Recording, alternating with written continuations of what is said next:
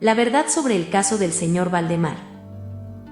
De ninguna manera me parece sorprendente que el extraordinario caso del señor Valdemar haya provocado tantas discusiones. Hubiera sido un milagro que ocurriera lo contrario, especialmente en tales circunstancias.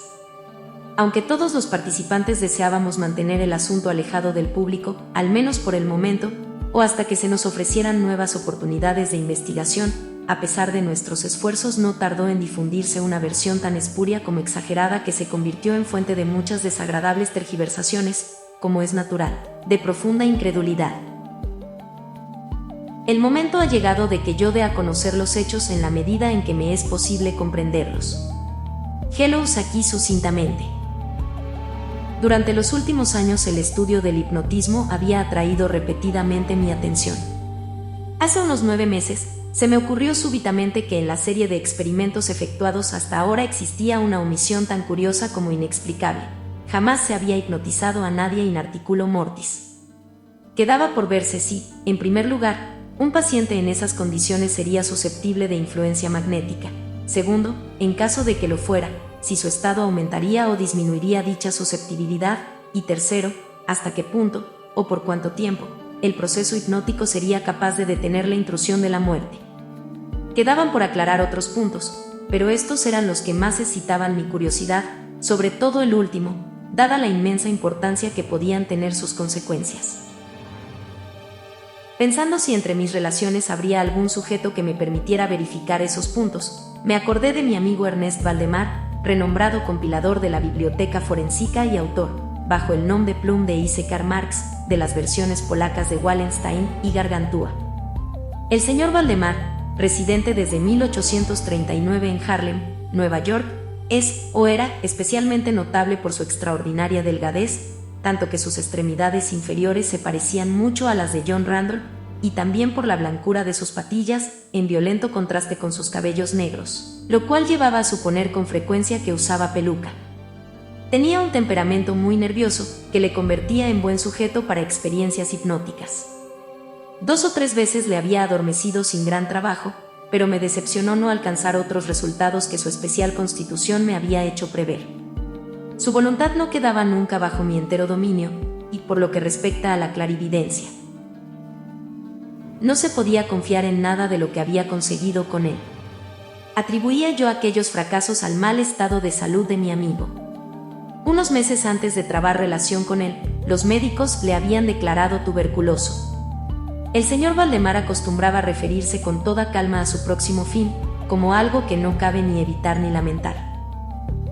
Cuando las ideas a que he aludido se me ocurrieron por primera vez, lo más natural fue que acudiese a Valdemar.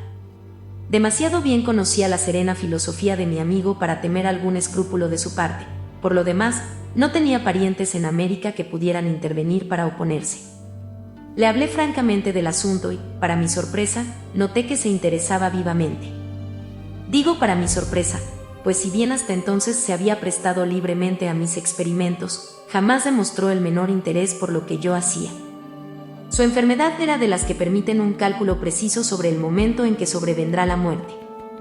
Convinimos, pues, en que me mandaría llamar 24 horas antes del momento fijado por sus médicos para su fallecimiento. Hace más de 7 meses que recibí la siguiente nota, de puño y letra de Valdemar. Estimado P. Ya puede usted venir. D y F coinciden en que no pasaré de mañana a medianoche, y me parece que han calculado el tiempo con mucha exactitud. Valdemar. Recibí el billete media hora después de escrito, y 15 minutos más tarde estaba en el dormitorio del moribundo. No le había visto en los últimos 10 días y me aterró la espantosa alteración que se había producido en tan breve intervalo. Su rostro tenía un color plomizo, no había el menor brillo en los ojos, y tan terrible era su delgadez que la piel se había abierto en los pómulos. Expectoraba continuamente y el pulso era casi imperceptible. Conservaba no obstante una notable claridad mental y cierta fuerza. Me habló con toda claridad, tomó algunos calmantes sin ayuda ajena, y en el momento de entrar en su habitación, le encontré escribiendo unas notas en una libreta. Se mantenía sentado en el lecho con ayuda de varias almohadas, y estaban a su lado los doctores D y E. Luego de estrechar la mano de Valdemar, llevé aparte a los médicos y les pedí que me explicaran detalladamente el estado del enfermo. Desde hacía 18 meses, el pulmón izquierdo se hallaba en un estado semióseo o cartilaginoso y, como es natural, no funcionaba en absoluto. En su porción superior el pulmón derecho aparecía parcialmente osificado, mientras la inferior era tan solo una masa de tubérculos purulentos que se confundían unos con otros. Existían varias dilatadas perforaciones y en un punto se había producido una adherencia permanente a las costillas. Todos estos fenómenos del lóbulo derecho eran de fecha reciente. La osificación se había operado con insólita rapidez, ya que un mes antes no existían señales de la misma y la adherencia solo había sido comprobable en los últimos 3 días. Aparte de la tuberculosis, los médicos sospechaban un aneurisma de la aorta, pero los síntomas de osificación volvían sumamente difícil un diagnóstico. Ambos facultativos opinaban que Valdemar moriría hacia la medianoche del día siguiente, un domingo. Eran ahora las 7 de la tarde del sábado. Al abandonar la cabecera del moribundo para conversar conmigo, los doctores de IF se habían despedido definitivamente de él. No era su intención volver a verle, pero, a mi pedido, convinieron en examinar al paciente a las 10 de la noche del día siguiente. Una vez que se fueron, hablé francamente con Valdemar sobre su próximo fin y me referí en detalle al experimento que le había propuesto. Nuevamente se mostró dispuesto e incluso ansioso por llevarlo a cabo y me pidió que comenzara de inmediato. 2 enfermeros, un hombre y una mujer, atendían al paciente, pero no me sentía autorizado a llevar a cabo una intervención de tal naturaleza frente a testigos de tan poca responsabilidad en caso de algún accidente repentino. Aplacé, por tanto, el experimento hasta las 8 de la noche del día siguiente, cuando la llegada de un estudiante de medicina de mi conocimiento, el señor Theodore L.L., me libró de toda preocupación. Mi intención inicial había sido la de esperar a los médicos, pero me vi obligado a proceder, primeramente por los urgentes pedidos de Valdemar y luego por mi propia convicción de que no había un minuto que perder, ya que con toda evidencia el fin se acercaba rápidamente. El señor L.L. tuvo la amabilidad de acceder a mi pedido, así como de tomar nota de todo lo que ocurriera. Lo que voy a relatar ahora procede de sus apuntes, ya sea en forma condensada o verbatim. Faltaban 5 minutos para las 8 cuando, después de tomar la mano de Valdemar, le pedí que manifestara con toda la claridad posible, en presencia de L.L., que estaba dispuesto a que yo le hipnotizara en el estado en que se encontraba. Débil, pero distintamente, el enfermo respondió: sí, quiero ser hipnotizado, agregando de inmediato: me temo que sea demasiado tarde. Mientras así decía, empecé a efectuar los pases que en las ocasiones anteriores habían sido más efectivos con él. Sentía indudablemente la influencia del primer movimiento lateral de mi mano por su frente, pero, aunque empleé todos mis poderes, me fue imposible lograr otros efectos hasta algunos minutos después de las 10, cuando llegaron los doctores de IF tal como lo habían prometido. En pocas palabras les expliqué cuál era mi intención, y como no opusieron inconveniente, considerando que el enfermo se hallaba ya en agonía, continué sin vacilar, cambiando, sin embargo, los pases laterales por otros verticales y concentrando mi mirada en el ojo derecho del sujeto. A esta altura su pulso era imperceptible y respiraba entre estertores, a intervalos de medio minuto. Esta situación se mantuvo sin variantes durante un cuarto de hora. Al expirar este periodo, sin embargo, un suspiro perfectamente natural, aunque muy profundo, escapó del pecho del moribundo, mientras cesaba la respiración estertorosa o, mejor dicho, dejaban de percibirse los estertores. En cuanto a los intervalos de la respiración, siguieron siendo los mismos. Las extremidades del paciente estaban heladas. A las 11:05, advertí inequívocas señales de influencia hipnótica. La vidriosa mirada de los ojos fue reemplazada por esa expresión de intranquilo examen interior que jamás se ve sino en casos de hipnotismo, y sobre la cual no cabe engañarse. Mediante unos rápidos pases laterales hice palpitar los párpados, como al acercarse el sueño, y con unos pocos más los cerré por completo. No bastaba esto para satisfacerme, sin embargo, sino que continué vigorosamente mis manipulaciones, poniendo en ellas toda mi voluntad, hasta que hube logrado la completa rigidez de los miembros del durmiente, a quien previamente había colocado en la posición que me pareció más cómoda. Las piernas estaban completamente estiradas, los brazos reposaban en el lecho, a corta distancia de los flancos. La cabeza había sido ligeramente levantada. Al dar esto por terminado era ya medianoche y pedí a los presentes que examinaran el estado de Valdemar.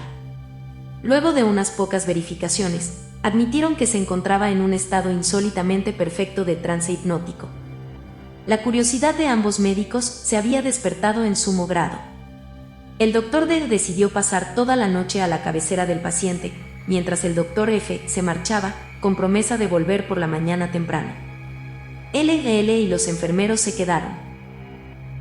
Dejamos a Valdemar en completa tranquilidad hasta las 3 de la madrugada, hora en que me acerqué y vi que seguía en el mismo estado que al marcharse el Dr. F, vale decir, yacía en la misma posición y su pulso era imperceptible.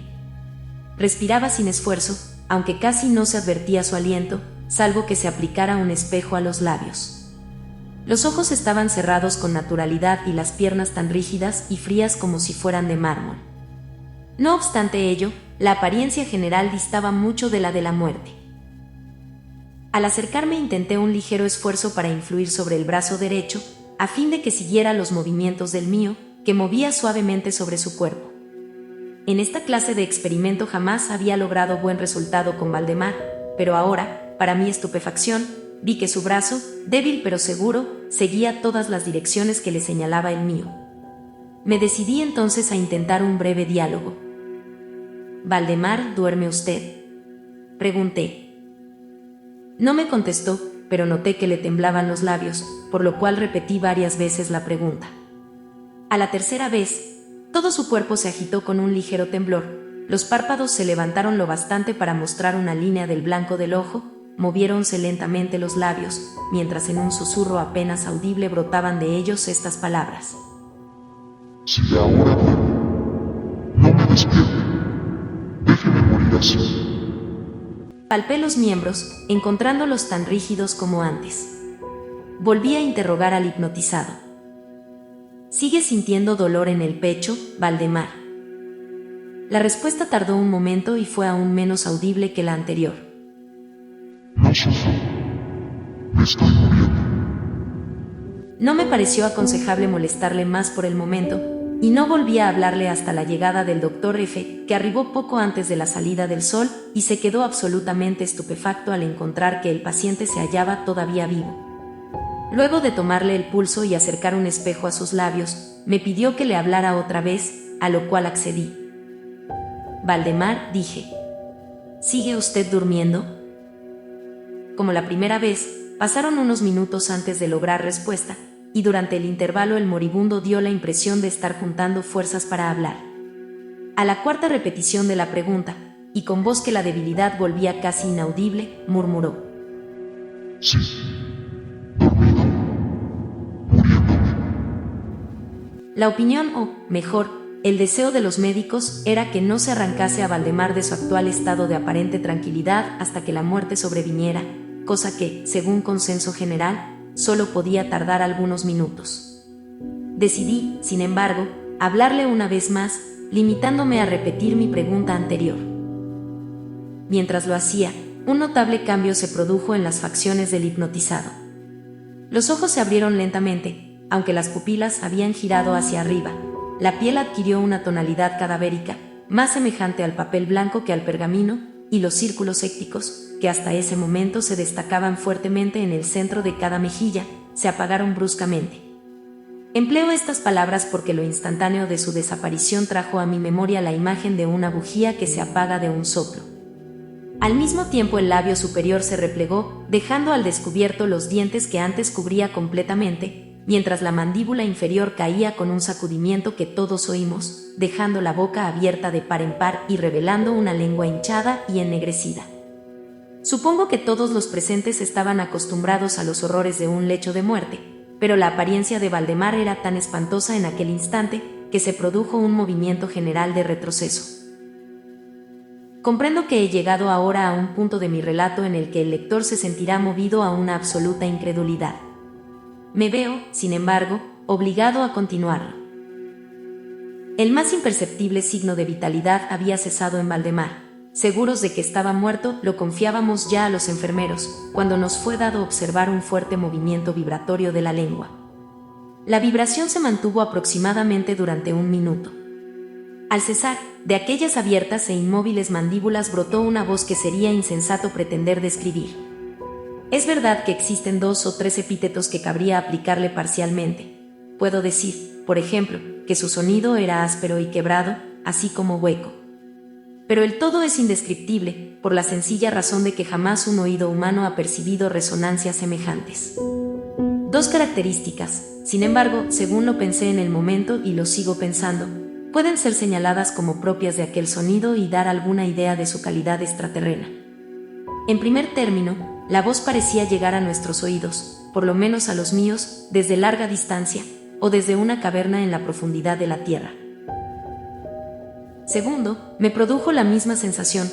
Temo que me resultará imposible hacerme entender que las materias gelatinosas y viscosas producen en el sentido del tacto. He hablado al mismo tiempo de sonido y de voz. Quiero decir que el sonido consistía en un silabeo clarísimo, de una claridad incluso asombrosa y aterradora.